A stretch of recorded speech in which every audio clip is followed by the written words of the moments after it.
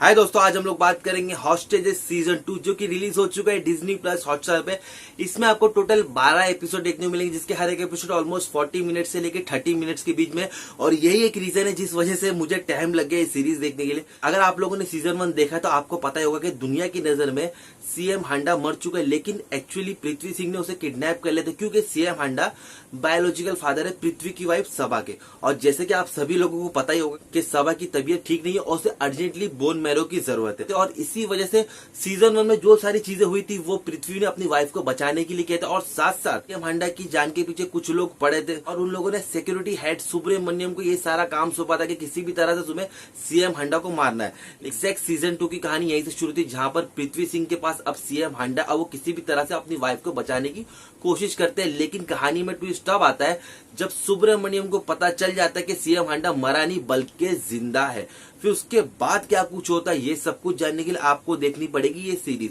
तो यार देखिए, बात करेंगे शो के कॉन्सेप्ट की, तो बहुत सारे लोग सीजन 2 को रिलेट करेंगे मनी है सीरीज से। लेकिन मैं आपको बता दूं कि अगर आप लोगों ने Israeli TV series hostages season 2 का ट्रेलर भी देखा होगा तो आप लोग को ये अंदाजा हो जाएगा कि ये उसी सीरीज की ही रीमेक है। लेकिन हाँ, जो फ्रेम आप इस पूरे सीरीज में देखते हो या बहुत सारी चीजें हमें सीजन 2 में ऐसी देखने को मिल जाती जो आप कहीं ना कहीं रिलेट कर पाओगे मनी हैस्ट से। लेकिन वो भी सिर्फ इसलिए क्योंकि हम लोगों ने मनी हैस्ट देखी है, लेकिन वो इजरायली टीवी सीरीज नहीं देखी, तो बस इस वजह से हमारे माइंड में ये सारी चीजें चलती है। बाकी उसके अलावा ऐसा कुछ भी नहीं है। अब बात करेंगे इस शो में कैरेक्टर्स की, तो यहाँ पर एक ही चीज मैं आपको बता दूं कि सीजन 2 में हमें बहुत सारे अलग अलग नए कैरेक्टर्स देखने को मिल जाते हैं, लेकिन अनफॉर्चुनेटली उन लोगों को इतनी अच्छी तरह से डेवलप नहीं किया। बस हाँ, अगर आप लोगों ने सीजन 1 देखा तो बस पृथ्वी और पृथ्वी की फैमिली से आप लोग कनेक्ट हो चुके हो और बस यहाँ पर भी आप उन्हीं के लिए फील करते हो और उन्हीं के कैरेक्टर को यहाँ पर अच्छी तरह से डेवलप किया।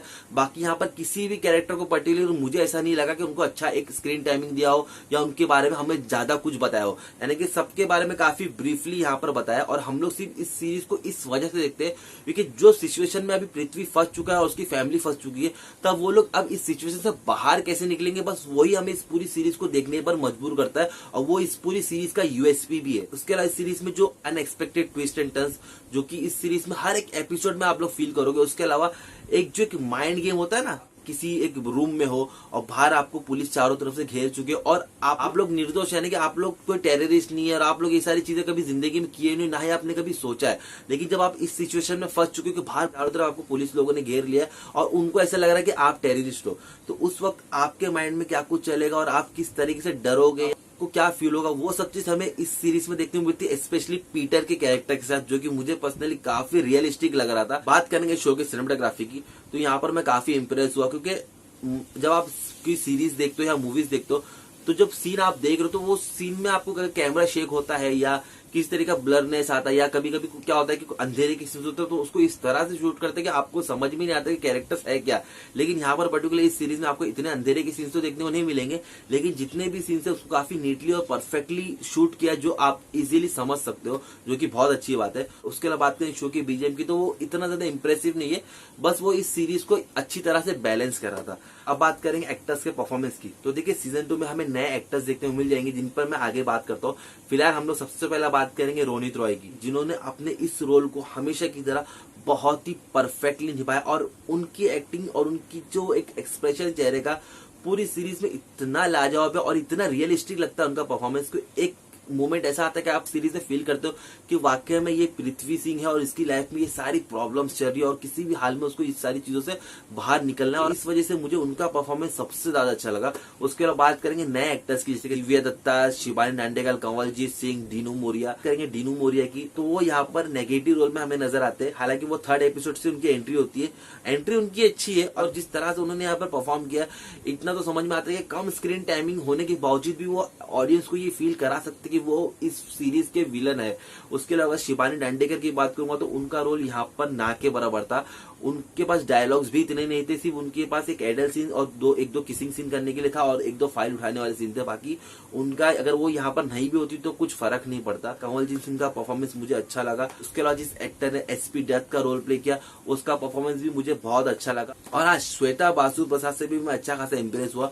उनका इस पूरे शो में एक इम्पोर्टेंट रोल है और उन्होंने अपने कैरेक्टर को बहुत ही अच्छी तरह से निभाया और एक सेकंड के लिए भी हमें ऐसा नहीं लग रहा कि वो ओवर एक्टिंग कर रही हो या बचकानी एक्टिंग कर रही हो, ऐसा बिल्कुल भी नहीं लगता। उल्टा उनको स्क्रीन पर देख के अच्छा लग रहा था। हाँ, उसके अलावा दिव्या दत्ता का परफॉर्मेंस भी ठीक ठाक ही था।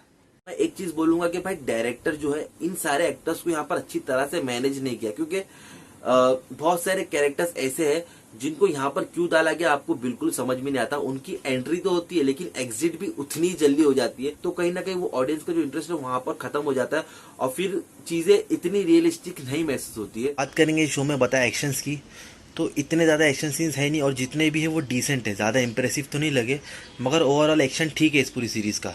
अब बात करेंगे शो के कुछ नेगेटिव पॉइंट्स की, तो जो 12 एपिसोड है उसके बदले अगर 10 एपिसोड होते तो वो ज्यादा अच्छे लगते।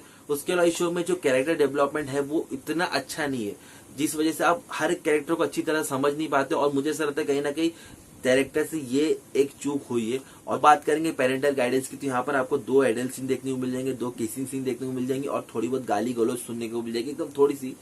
तो इस वजह से ये फैमिली के साथ नहीं देख सकते, लेकिन अगर आप इसे फास्ट फॉरवर्ड कर लो, क्योंकि सीन्स आने से पहले आपको थोड़ा बहुत तो अंदाजा हो जाता है, तो आप पहले भगा दोगे तो ठीक है, अगर आप नहीं चाहते हो देखना तो आपकी मर्जी।